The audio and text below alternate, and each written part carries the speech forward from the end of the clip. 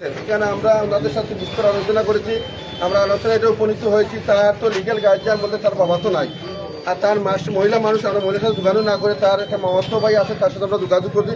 সে আমাদেরকে 800 ঘন্টা বুঝতে সে আমাদের ইয়ার যে ছেলেরা আনি আমাদের কাছে দেবে, দিলে আমরা প্রশাসনের মাধ্যমে সে প্রকাশ্যে সেখানে আমরা মাফ চাই, সে যে ভুল করছে তাহলে আমি অনুরোধ করবো আপনার সময় তাকে মাফ করে দেবেন, বলছো সে এগুলা করবে না, পর্যন্ত তার সাথে আমরা একটা আন্ডারটেকিং নেবো।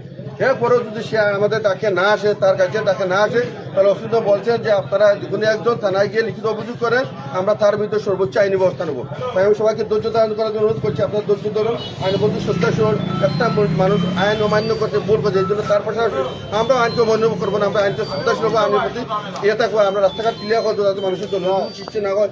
আমরা সর্বোচ্চ প্রশাসনের দাবি রাখবো যে তার বিরুদ্ধে সর্বোচ্চ আইনি ব্যবস্থা নেওয়ার জন্য, যাতে ভবিষ্যতে তাকে থেকে কোনো কন্টেন্ট ক্রিয়েটর যেত এরও ইসলাম নিয়ে বা আলিমুলমা নিয়ে কটূক্ত করার কোনো সাহস না পায়। সবাইকে ধন্যবাদ জানাই, কথা করে শেষ করলাম। আপনারা সবাই শান্ত থাকুন, আমাদেরকে কিছু সময় দেন, ইনশাল্লাহ আমরা আশা করতেছি গত 2 ঘন্টার ভিতরে তাকে আমরা সর্বোচ্চ আইনে আপনার নিয়ে আসতে পারবো। ধন্যবাদ সবাইকে।